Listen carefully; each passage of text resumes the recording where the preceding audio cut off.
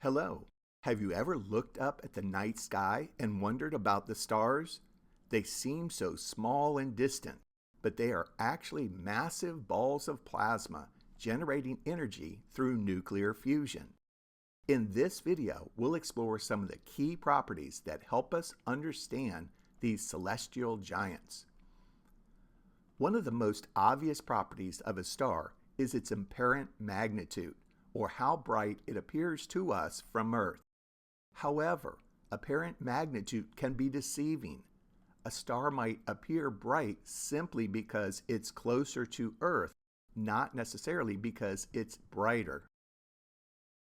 A more accurate measure of a star's brightness is its luminosity, or absolute brightness. Luminosity tells us how much energy a star actually emits. Stars come in a wide range of luminosities, ranging from dim, red dwarfs to incredibly bright supergiants. Another important property of stars is their temperature. A star's temperature determines its color. Hotter stars tend to be blue or white, while cooler stars are red or orange. Our Sun, for example, is a yellow star with a surface temperature of about 5,500 degrees Celsius. The size of a star also plays a crucial role in its properties. Stars come in a variety of sizes, from small, dense white dwarfs to enormous red giants. The size of a star is closely related to its mass and its temperature.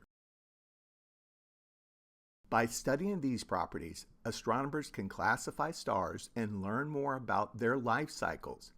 One of the most famous classification systems is the Hertzsprung-Russell diagram, which plots stars based on their luminosity and temperature.